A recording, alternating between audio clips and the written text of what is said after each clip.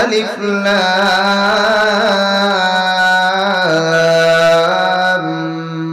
মিম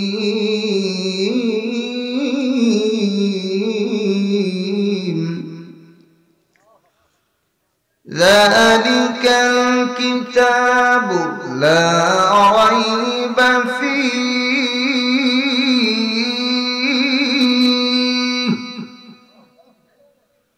হুদাল লিল মুত্তাকিন।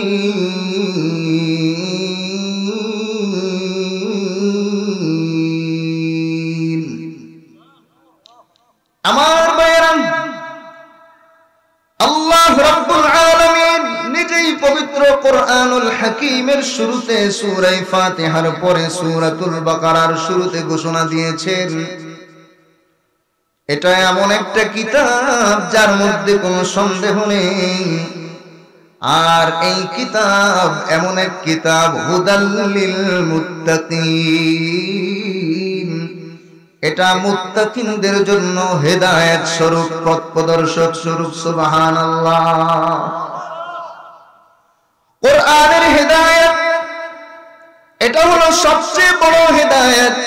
আমার আপনার নবী রাহমাতুল লিল আলামিন মুহাম্মাদুর রাসূলুল্লাহ, সকলে বলি সাল্লাল্লাহু আলাইহি ওয়াসাল্লাম। আমার আপনার নবীকে আল্লাহ রাব্বুল আলামিন যখন প্রকাশ্যে নবুয়ত দান করলেন, এই প্রকাশ্যে নবুয়ত দান করার মাধ্যমটাও ছিল পবিত্র কোরআন। এই কোরআন আমার আপনার নবীর উপরে নাযিল করার মাধ্যমে আল্লাহ রাব্বুল আলামিন পুরা জগৎবাসীকে হেদায়েত দিয়েছেন, ঠিক কিনা? শুধুমাত্র মুত্তাকিনদের জন্য হেদায়েত না, এই কিতাব সম্পর্কে আল্লাহ পবিত্র কোরআনুল কারীমের সূরাতুল বাকারার শুরুতেই বলেছেন এটা মুত্তাকিনদের জন্য হেদায়েত। কিন্তু আল্লাহ সূরাতুল বাকারার আরেক জায়গায় স্পষ্ট করেছেন এটা শুধুমাত্র মুত্তাকিনদের জন্য নয়, এটা গোটা মানব জাতির জন্য হেদায়েত স্বরূপ। সুবহানাল্লাহ। আল্লাহ বলেন শাহরু রমাদানাল্লাযী উনজিলা ফীহিল কুরআন,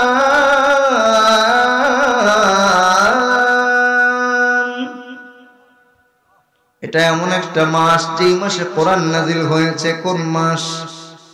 রমজান মাস। হুদাল লিন্নাস, পুরা মানব জাতির জন্য এই কোরআনকে আল্লাহ হেদায়েত স্বরূপ নাযিল করেছেন। বলেন সুবহানাল্লাহ। এজন্য যে কথা বলছিলাম, তাফসীরুল কুরআন মাহফিলে কোরআন নিয়ে আলোচনা হবে। এই কোরআনের আলোচনার চেয়ে মধুর আলোচনা দুনিয়ার আর কোন কিছুর মধ্যে নাই, ঠিক কিনা? যাদের অন্তর পচে গেছে, কান যাদের নষ্ট হয়ে গেছে, রুচি যাদের খারাপ হয়ে গেছে, তাদের কাছে বানোয়াট কিসসা কাহিনী বড় মজাদার লাগে। আর যাদের অন্তরটা এখনো পর্যন্ত ভালো আছে, কান ভালো আছে, চোখ ভালো আছে, বিবেক ভালো আছে, তাদের কাছে দুনিয়ার সব কিছু চেয়ে কোরআনের মর্যাদা বেশি, ঠিক কিনা? আর এই কোরআনের মাধ্যমে আল্লাহ রাব্বুল আলামিন উম্মতে মুহাম্মাদীকে শ্রেষ্ঠত্ব দান করেছেন, সবচেয়ে বেশি মর্যাদা দিয়েছেন। ও বন্ধুরা, কোরআনের মাধ্যমে উম্মতে মুহাম্মাদী দামি হয়েছে, ঠিক কিনা? বলেন, সবাই বলেন, ঠিক কিনা? যারা বলতেছে ঠিক তারা বিশ্বাস করে, আর যারা মুখ বন্ধ করে আছে মনে হয় তাদের বিশ্বাসে একটু ঘাটতি আছে। আমার ভাইয়েরা, কোরআনের আলোচনা সবচেয়ে মধুর আলোচনা। আমি শুরু থেকে শেষ পর্যন্ত কোরআন এবং হাদিস নিয়ে কথা বলার চেষ্টা করব। কোন ঘটনা যদি এসে যায় সেটা তাফসীর থেকে পেশ করব, বানোয়াট একটা কথাও বলার চেষ্টা আমি করব না। তাতে আপনাদের ভালো লাগলেও ভালো, না লাগলেও ভালো। কারণ আপনারা হাদিস শুনেছেন, আল্লাহর হাবিব সাল্লাল্লাহু আলাইহি ওয়াসাল্লাম বলেছেন, যারা হক কথা গোপন করে, কিয়ামতের কঠিন ময়দানে তাদের জিহ্বা আগুনের কেচি দিয়ে কাটা হবে, ঠিক কিনা?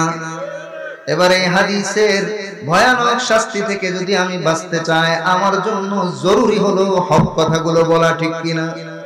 বানোয়াট মিথ্যা কথা বলার ভয়ানক পরিণতি রয়েছে।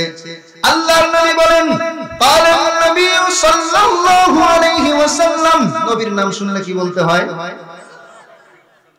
কি বলতে হয়? সবাই বলেন, সবাই বলেন। যারা বলে না তারা কি জানেন? সবচেয়ে বড় কৃপণ। আগে এই হাদিসটা বলে তারপরে পরেরটা বলতেছে। قال النبي صلى الله عليه وسلم البخيل من ذكرت عنده ولم يصلي علي। আল্লাহর নবী বলেন, সবচেয়ে বড় বখিলদের অন্তর্ভুক্ত ওই ব্যক্তি যে আমি নবীর নাম শোনার পরেও আমার উপরে দুরূদ শরীফ পড়ে না। বলেন তো, দুরূদ শরীফ পড়তে টাকা লাগে, কষ্ট হয়, কষ্ট হয় না? তারপরেও যারা নবীজি সাল্লাল্লাহু আলাইহি ওয়াসাল্লামের নাম শোনার পরে দুরূদ শরীফ পড়ে না, আল্লাহর নবী তাদেরকে সবচেয়ে বড় বখিল এবং কৃপণ বলেছেন। নাউযুবিল্লাহ। কে কে কৃপণ হতে রাজি? হাত তুলি। কৃপণ হবেন? আরে আমার আপনার নবী, যিনি পুরা জিন্দেগি উম্মতের জন্য কান্নাকাটি করেছেন, কষ্ট করেছেন, মার খেয়েছেন, সেই নবীর নাম শোনার পরেও যদি মনে বাধা আসে অথবা বেখেয়ালে দুরূদ শরীফ না পড়ে, তার চেয়ে হতভাগা আর কেউ হতে পারে না। যে হাদিসটা বলছিলাম, কেউ যদি বানোয়াট মিথ্যা ওয়াজ করে, সেই সম্পর্কে আল্লাহর হাবিব বলেন, মান ক্বাল, যে ব্যক্তি বলে, মালাম আকুল, যেটা আমি বলিনি, যে ব্যক্তি আমি রাসূল যেটা বলিনি সেই কথা বলে, অর্থাৎ আমার পক্ষ থেকে বানিয়ে বানিয়ে হাদিস বলে, ফালইয়াতাবাওয়া মাকাদাহু মিনান নার, সে যেন তার ঠিকানা জাহান্নামে করে নেয়। নাউযুবিল্লাহ। অন্য হাদিসে বলেন, قال النبي صلى الله عليه وسلم من قال في القرآن برأيه فليتبوأ مقعده من النار। যে ব্যক্তি কোরআন সম্পর্কে বানিয়ে বানিয়ে মিথ্যা কথা মানুষকে খুশি করার জন্য বলবে, আল্লাহর নবী বলেন সে যেন তার ঠিকানা জাহান্নামে করে নেয়। নাউযুবিল্লাহ। এজন্য কথা যা হবে এটা অবশ্যই দলিল থাকতে হবে। বানোয়াট কত কথা আমরা বলবো না, শুনবো না, মনে রাখবো। যেই বক্তা বানোয়াট কথা বলে, ভিত্তিহীন কথা বলে, তাকে বয়কট করতে হবে, বাদ দিতে হবে, ঠিক কিনা? নাকি কণ্ঠ ভালো, সুর ভালো, এজন্য দাওয়াত দিতে হবে? আপনারাও কিন্তু দায়ী হয়ে যাবেন, মাহফিল কর্তৃপক্ষও দায়ী হয়ে যাবে। আল্লাহর কোরআন নিয়ে বাংলাদেশে অনেক বেশি বাড়াবাড়ি চলতেছে। অনেক মাহফিলে মাশাআল্লাহ উলামায়ে কেরাম সঠিক কথা বলেন, অনেক মাহফিলে মিথ্যা বানোয়াট কথা মানুষের সামনে পেশ করা হয়, আর তাদের মাহফিল গুলোতে লক্ষ লক্ষ মানুষ জমায়েত হয়ে যায়। বলবে, হুজুর আপনাদের লোক কম হয় বলে আপনারা হিংসা করেন। না ভাই, কোনো হিংসা নেই। আমাদের উলামায়ে কেরামের কি যারা হক কথা বলে তাদের জনপ্রিয়তা নেই? কিছুদিন আগে মামুনুল হক সাহেব আসছিলেন না? লোক কম হয়েছে? অল্প কয়েকজন লোক হয়েছে নাকি? অনেক লোক হয়েছে। হক কথা বলেন, সঠিক কথা বলেন, মাশাআল্লাহ, লোক কম হয় না। কিন্তু কোরআন নিয়ে বানোয়াট তাফসীর করা যাবে? এই মাসটার নাম হলো রজব। কোন মাস? সবাই বলেন। রজব মাসের ৮ তারিখ শুরু হয়েছে আজকে সন্ধ্যা থেকে। এই মাসেই বেশিরভাগ প্রসিদ্ধ মত অনুসারে আমাদের প্রিয় নবী রাহমাতুল লিল আলামিন, সকলে বলি সাল্লাল্লাহু আলাইহি ওয়াসাল্লাম, মসজিদে হারাম থেকে আরশে আজিম পর্যন্ত সফর করেছেন। বলেন সুবহানাল্লাহ। আমি হয়তো মেরাজের পুরো ঘটনা আপনাদের সামনে পেশ করতে পারবো না, ওই সময় আমি পাবো না। সূরা ইসরা বা সূরা বনী ইসরাঈলের শুরু থেকে আমি তেলাওয়াত করেছি। আল্লাহ তাআলা তৌফিক দান করলে সূরা বনী ইসরাঈলের শুরু থেকে কিছু আলোচনা করব, আর যদি সময় পাই তাহলে আল্লাহ রাব্বুল আলামিন আমার আপনার নবীকে মেরাজ থেকে কি কি দান করেছেন, উম্মতের জন্য স্পেশাল কি কি দান করেছেন, সেগুলো নিয়ে কিছু আলোচনা করার চেষ্টা করব।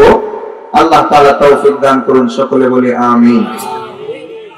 সূরা ইসরা বা সূরা বনী ইসরাঈলের শুরুতে আল্লাহ রাব্বুল আলামিন মেরাজের কিছু ইঙ্গিত দিয়েছেন। সরাসরি কোরআন শরীফ থেকে আলোচনা করব, যতটুকু যা বাইরে আলোচনা আয়াত বোঝার জন্য যতটুকু প্রয়োজন ততটুকু বলবো ইনশাআল্লাহ। আল্লাহ তাআলা সূরা বনী ইসরাঈলের শুরুতে আলোচনা করেছেন, সুবহানাল্লাযী আসরা বিআবদিহি লাইলাম মিনাল মাসজিদিল হারাম ইলাল মাসজিদিল আকসা الذي باركنا حوله لنريه من آياتنا إنه هو السميع البصير। আল্লাহ বলেন, ওই মহান সত্তার পবিত্রতা ঘোষণা করছি, যেই মহান সত্তা তার বান্দাকে রাত্রি ভ্রমণ করিয়েছিলেন, তার বান্দাকে রাত্রে সফর করিয়েছেন। আল্লাযী আসরা, রাত্রি ভ্রমণ করিয়েছেন, বিআবদিহি, তার বান্দাকে আল্লাহর বান্দাকে, এখানে উদ্দেশ্য কাকে? মুহাম্মাদুর রাসূলুল্লাহ সাল্লাল্লাহু আলাইহি ওয়াসাল্লাম।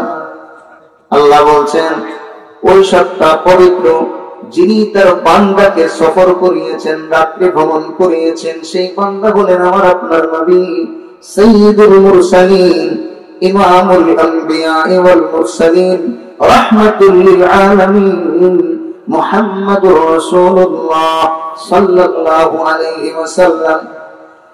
আল্লাহ পাক আমার আপনার নবীকে রাত্রি ভ্রমণ করিয়েছেন। কোথা থেকে কোথা পর্যন্ত? এখানে আলোচনা এসেছে মিনাল মাসজিদিল হারাম ইলাল মাসজিদিল আকসা, মসজিদে হারাম থেকে মসজিদে আকসা পর্যন্ত। সুবহানাল্লাহ, একটু আস্তে বলে, গুনাহ হতে পারে। আল্লাযী বারাকনা হাওলাহু লিনুরিয়াহু মিন আয়াতিনা, আল্লাহ পাক যার চতুর্পাশে বরকত দিয়ে ভরপুর করে দিয়েছেন। সুবহানাল্লাহ, ইন্নাহু হুয়াস সামিউল বাসীর, নিশ্চয় তিনি সর্বশ্রোতা এবং সর্বদ্রষ্টা, তিনি সবকিছু শুনেন এবং সবকিছু দেখেন। এখানে আগে সামি এবং বাসীরের একটু আলোচনা করে সামনের দিকে যাব।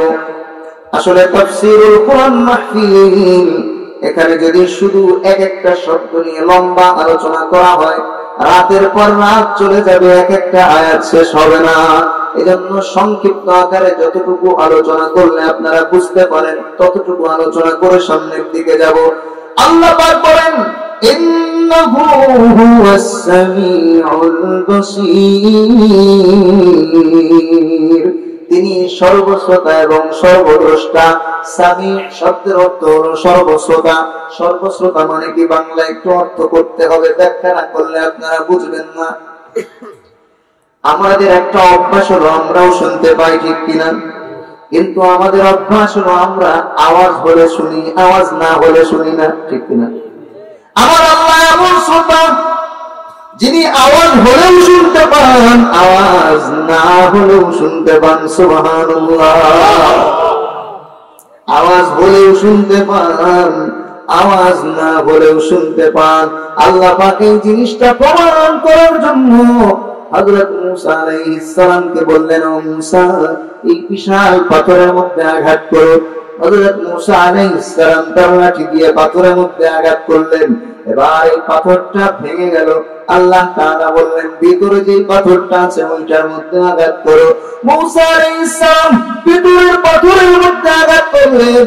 আঘাত করার পরে একেবারে ছোট্ট ছোট্ট ক্ষুদ্র প্রাণীরা ওইখানে আছে, ওইখানে তারা আল্লাহর তাসবিহ আদায় করতেছে। বলেন সুবহানাল্লাহ।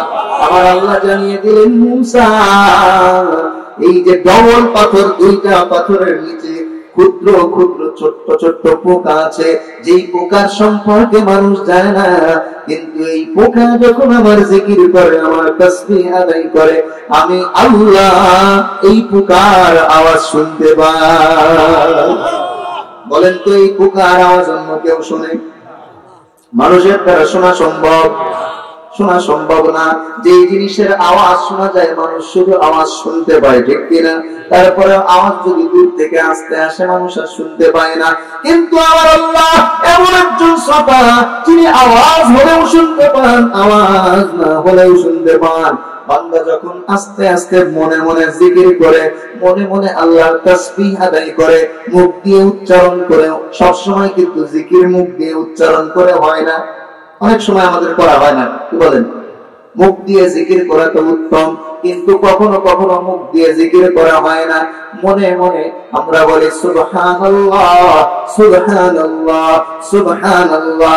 এই মনে মনে জিকির করার সময় এই জিকিরের আওয়াজ আমার কান পর্যন্ত আসে না, আমার জিকিরের আওয়াজ আমার কানে আসে না, আপনার জিকিরের আওয়াজ আপনার অন্তরের মধ্যেই থাকে, নিজের কান পর্যন্ত আসে না। কিন্তু আমার আল্লাহ ওই অন্তরের আওয়াজ, যেটা আমার কানেও আসেনি, আপনার কানেও যায়নি, এই আওয়াজটা পর্যন্ত আমার আল্লাহ শুনতে পান, ঠিক কিনা? এজন্য আল্লাহ পাক সম্পর্কে নিজেই তার সম্পর্কে বলেছেন, ইন্নাহু হুয়াস সামিউ, তিনি হলেন সর্বশ্রোতা, আওয়াজ হলেও শুনতে পান, আওয়াজ না হলেও শুনতে পান। সুবহানাল্লাহ। এবার আসেন পরের শব্দ হলো বসীর। বসীর কাকে বলে? যিনি সর্বদ্রষ্টা, যা কিছু আমরা সামনে আছে এগুলো দেখতে পাই, ঠিক কিনা? আর যা কিছু আমাদের সামনে নেই সেগুলো আমরা দেখতে পাই না। পান? দেখতে পান? আমাদের সামনে আছে এমন অনেক জিনিসও আমরা দেখতে পাই না। চোখের সবচেয়ে কাছে আছে ভুরু আর কপাল, ঠিক কিনা? দেখেন তো, একজন মানুষ যদি নিজের কপাল দেখতে পান, আমি তাকে পুরস্কার দিব যে আমি আমার চোখ দিয়ে নিজের কপাল দেখতে পাই। আছে কেউ? চোখের সবচেয়ে নিকটবর্তী একটা অঙ্গ হলো কপাল, নিজের কপালটা পর্যন্ত নিজের চোখে দেখা যায় না। তাহলে বলেন তো, আমাদের চোখের দৃষ্টি কত সংকীর্ণ, কত ক্ষীণ। আজকে আমার একটা দুর্ঘটনা হয়েছিল, বাচ্চা একটা থাবা দিয়ে চশমা ফেলে দিয়েছে, চশমা ভেঙে গেছে। এবার আমি মাহফিলের জন্য যখন রওনা হলাম, চোখে ব্যথা শুরু হয়ে গেছে, সামনের দিকে আগাচ্ছি, চোখে ব্যথা করে। কিছু দূর বড় বড় পোস্টার, বক্তাদের নাম দেওয়া বড় বড় পোস্টার, দেখতে পাচ্ছি না, খুব খারাপ লাগতেছে। আর মনে মনে চিন্তা করছি, আমার আল্লাহ এই দৃষ্টি শক্তি এমন বড় নিয়ামত দান করেছেন, আসলে আমরা তো বুঝি না, শুকরিয়া আদায় করি না। আমার আল্লাহ আমাদেরকে যেই পরিমাণ নিয়ামত দান করেছেন, আসলে এইগুলো যদি হিসাব করতে থাকি, দুনিয়ার কোনো কাজ করা আমাদের দ্বারা সম্ভব হবে না। চোখে যাওয়া শুরু হয়ে গেছে, যন্ত্রণা করছে, সামনে পোস্টারে বড় বড় লেখা পর্যন্ত পড়তে পারছি না। চিন্তা করছে, হায় আল্লাহ, তুমি এই নিয়ামত দিয়েছো, যতটুকু নিয়ামত আসলে চশমা ব্যবহার করি এজন্য বুঝতে পারি না। যখন চশমা না থাকে বোঝা যায় আল্লাহর দেওয়া এই দৃষ্টি শক্তিটা কত দামি। এই দৃষ্টি শক্তি এমন দামি, সারা জীবন যদি এই দৃষ্টি শক্তির জন্য শুকরিয়া আদায় করি, এটা শেষ হবে না। একটা দোকানের মধ্যে গেলাম, ভাই আমার পাওয়ারের চশমা বানিয়ে দিতে হবে। বললো, হুজুর এক চোখেরটা হবে, আর এক চোখেরটা হবে না, আপনি আরেক জায়গায় যান। আমি বললাম, কোথায় যাব? দেখিয়ে দিয়েছে আরেক জায়গায় দোকান, গেলাম সেখানে, বলতেছে হুজুর একটা হবে, আর একটা হবে না, আপনি যান পাটুয়াটুলি। আমি বললাম, পাটুয়াটুলি যেতে 1 ঘন্টা, আসতে 1 ঘন্টা, চশমা ফিটিং করতে 1 ঘন্টা, 3 ঘন্টা শেষ, আমার মাহফিলও শেষ। ভাই একটা কিছু করেন, অনুরোধ করলাম। তখন বললো, হুজুর আপনি যে দামি গ্লাস ব্যবহার করেন এটা করতে পারবেন না, নরমালটা লাগালে হবে। আমি বললাম, যা আছে এখানে চোখে দেখলে। আলহামদুলিল্লাহ, আল্লাহর মেহেরবানি, আধা ঘন্টা থেকে 40 মিনিটের মধ্যে চশমাটা নতুন করে ফিটিং করে দিয়ে দিল। চশমা চোখে দেওয়ার পরে রব্বুল আলামিনের কাছে অটোমেটিক শুকরিয়া চলে এসেছে, আল্লাহ চশমা যদি বানাতে না পারতাম হয়তো আমি মাহফিলে যেতাম, চশমা বাদ নিয়ে যেতাম, কিন্তু এই দৃষ্টি শক্তি এটা তোমার নিয়ামত। চশমা না থাকার কারণে আমার সামনে যারা বসে থাকবে আমি হয়তো তাদেরকে দেখে দেখে বয়ান করার সুযোগ পাবো না, সামনে কয়জনকে দেখতে পাবো পেছনেরাদেরকে দেখতে পাবো না। আমি দোয়া করেছি আল্লাহ একটা ব্যবস্থা করে দাও, কারণ যারা কোরআনের মাহফিলে আসে, যারা কোরআনের মাহফিলে প্যান্ডেলের মধ্যে অবস্থান করে, রব্বুল আলামিন তার রহমত বৃষ্টির মতো তাদের উপরে বর্ষণ করতে থাকেন। সুবহানাল্লাহ। বক্তা যদি শ্রোতাদের দিকে তাকায় তাহলে শ্রোতাদের উপরে রহমতের বৃষ্টি বক্তার নজরে পড়বে। এই বৃষ্টি, এই যে রহমত, এটা শ্রোতাদের কাছ থেকে বক্তা হাসিল করতে পারবে। আর যিনি আলোচনা করেন তার উপরে রব্বুল আলামিন যেই রহমত নাযিল করেন, রহমতের বৃষ্টি, শ্রোতারা তার দিকে তাকিয়ে তাকিয়ে সেই রহমত অর্জন করেন। সুবহানাল্লাহ। আসলে আমরা দেখছি সাধারণ সামিয়ানা বিছানো এটা মাহফিল না বন্ধু, না। দুনিয়ার যে কোনো মজলিস থেকে এসব এই ধরনের মজলিস গুলা দামি হয়, যেখানে কোরআনের আলোচনা হয়, হাদিসের আলোচনা হয়, আল্লাহর হাবিব সাল্লাল্লাহু আলাইহি ওয়াসাল্লামের আলোচনা হয়, আল্লাহ তাআলার আলোচনা হয়। এই সমস্ত মজলিস গুলা রহমতের ফেরেশতা দিয়ে আল্লাহ আসমান পর্যন্ত ঘিরে রাখেন। সুবহানাল্লাহ। আসমান থেকে সরাসরি রহমতের ফোয়ারা নাযিল করেন, রহমতের বৃষ্টি নাযিল করেন। যদিও আমরা এগুলো দেখতে পাচ্ছি না, কিয়ামতের কঠিন ময়দানে মুসিবতের দিন যখন একবার সুবহানাল্লাহ বললেও তখন কোনো কাজে আসবে না। আপনি চাইলেও নামাজ পড়তে পারবেন না। একটা সিজদার দাম দুনিয়ার সবকিছুর চেয়ে বেশি, কিন্তু চাইলেও কিয়ামতের ময়দানে আপনারা সিজদা দিতে পারবেন না। আপনারা সিজদা কেউ দিতে পারবেন না, আমিও পারবো না। আর যদি কেউ সিজদা দিয়েও ফেলে, সেই সিজদাতে কোনো কাজে আসবে না। কিয়ামতের ময়দানে আমলনামাগুলো যখন সামনে উপস্থিত হবে, তখন আমরা দেখতে পাবো অমুক জায়গায় এই যে মাদ্রাসা দারুল ইহসান মহিলা কওমি মাদ্রাসা, এই মাদ্রাসার মাহফিলে আমরা উপস্থিত হয়েছিলাম। আইরে, আমরা তো ছোট্ট মাহফিল মনে করে সাধারণভাবে গুরুত্বহীন ভাবে বসেছিলাম, কিন্তু আমার আমলনামায় এতগুলো নেকি আর আল্লাহর রহমত দিয়ে ভরপুর। আমি দেখছি ওই মজলিসে বসা অবস্থায় রব্বুল আলামিন আমার গুনাহগুলো মাফ করে দিয়েছে। এটা দেখি তখন বুঝে আসবে, হাই আরো যদি মাহফিলটাকে গুরুত্ব দিয়ে মন থেকে বসতাম, তাহলে আমার মর্যাদা রব্বুল আলামিন আরো বাড়িয়ে দিতেন, ঠিক কিনা? আচ্ছা আপনারা বলেন তো, এখানে যারা আছেন একেবারে সামনে থেকে পেছন পর্যন্ত সবাই কি সমান সওয়াব পাবে? বলেন, সবাই সমান সওয়াব পাবে না? সবাই সমান সওয়াব পাবে না। আল্লাহ প্রত্যেকের অন্তর্যামী, আল্লাহ সকলের মনের খবর জানেন। ইন্নাহু আলিমুন বিযাতিস সুদূর। তার অন্তরে কি আছে, গোপন হোক প্রকাশ্যে হোক, সবকিছু কে জানেন? আরে জোরে বলেন, কে জানেন? একটু মহব্বতের সঙ্গে বলেন, কে জানেন?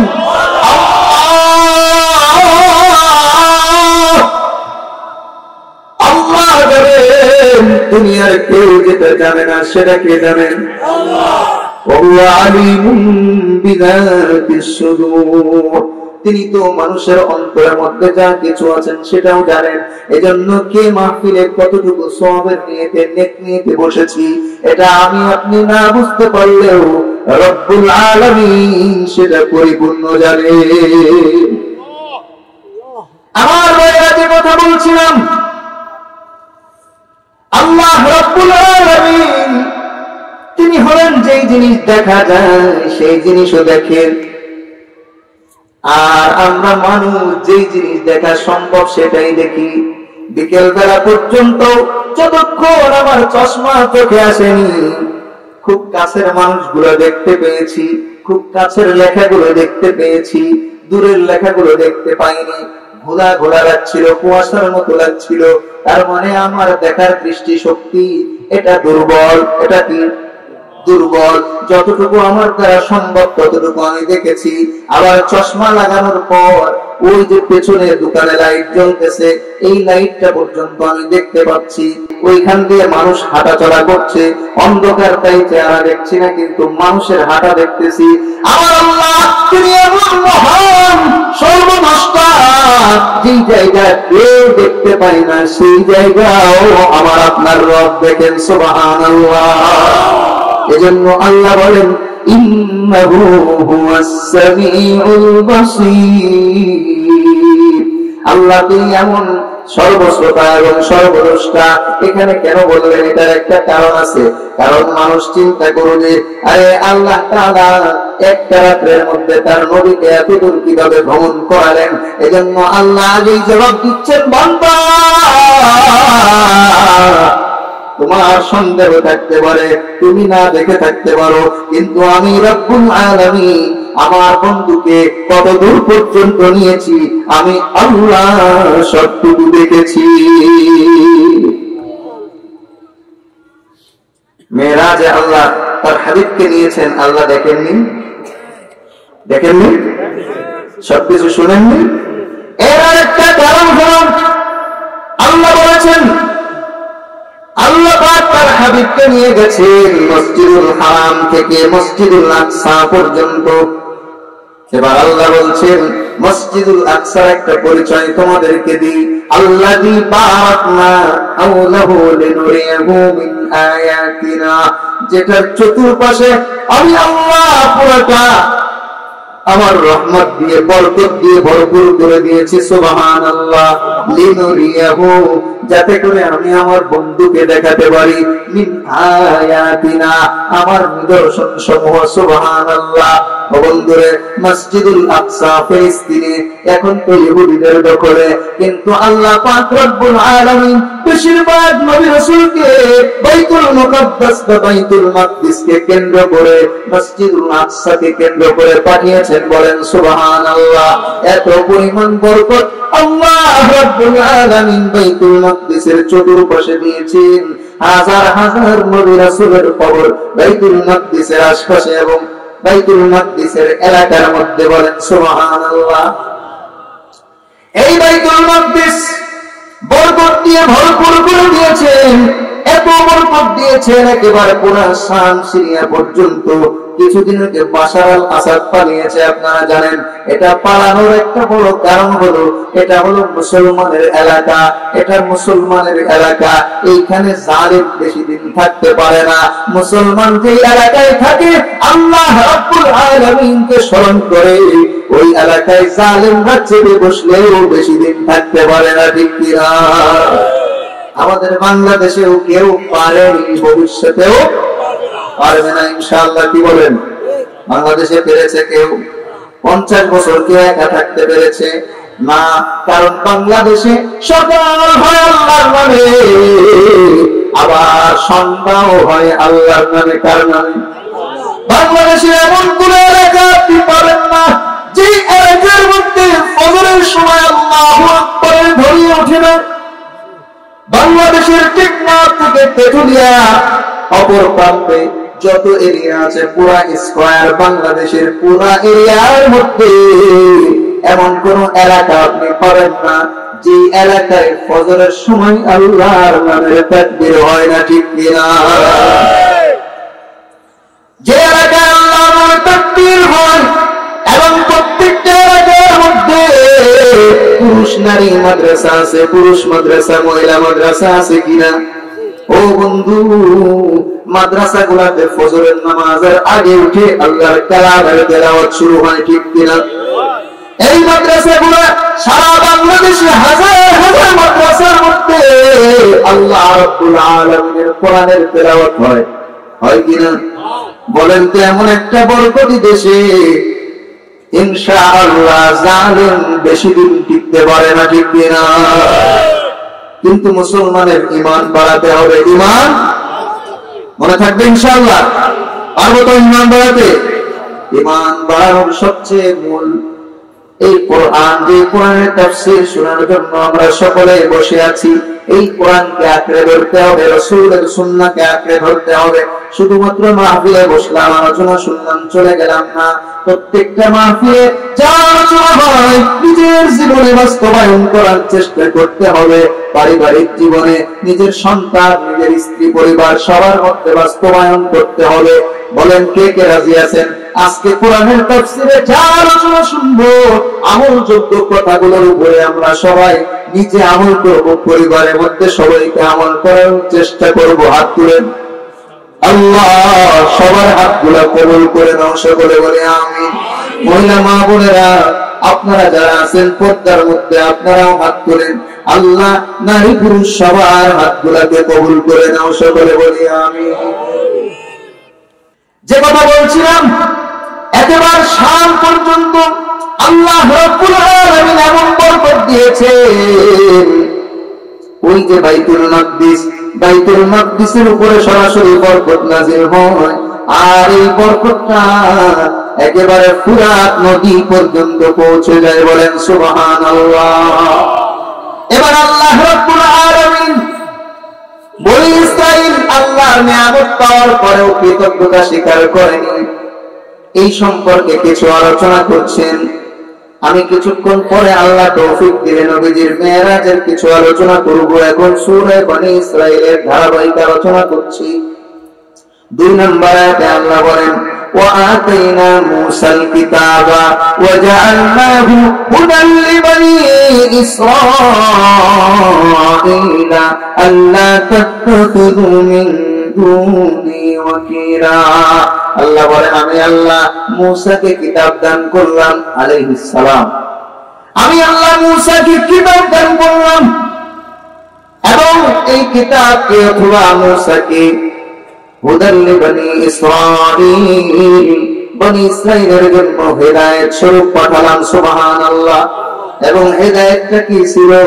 আল্লাহ তাত্তাখিযু মিন দুনি ওয়াকিলা, তারা যেন আমি আল্লাহ ছাড়া অন্য কাউকে অভিভাবক না বানায়।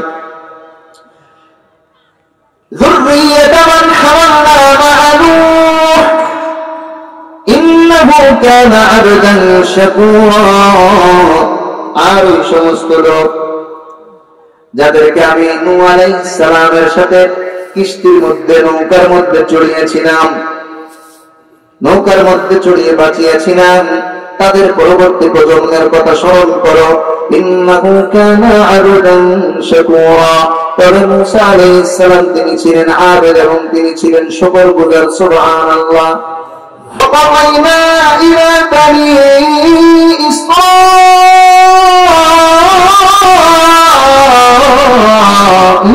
في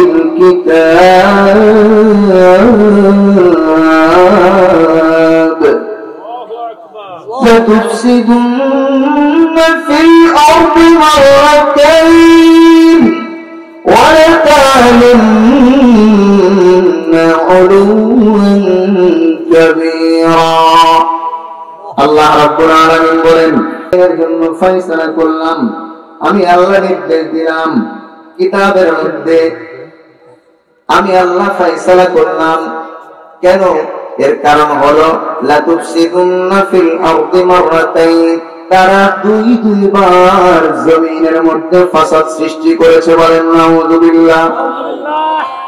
ওয়ালা তা'লান্না উলুওয়ান কাবীরা।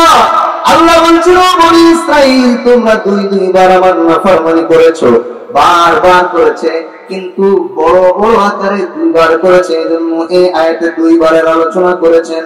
ওয়ালা তা'লান্না উলুওয়ান কাবীরা। আর আল্লাহ বলছেন, তোমরা অনেক বড় অহংকার প্রদর্শন করেছো। আল্লাহর সামনে অহংকার করা যায়? বলেন, আল্লাহর সামনে অহংকার করা যায়? অহংকারের একমাত্র মালিক কে? অহংকারের একমাত্র মালিক কে? আল্লাহ বলছেন, ওয়ালাহুল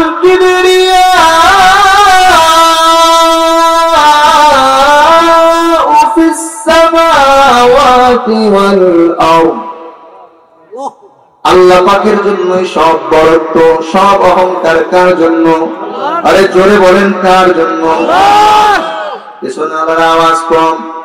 সব অহংকার, সব বরত্ব কার জন্য? সবাই বলেন আল্লাহর জন্য।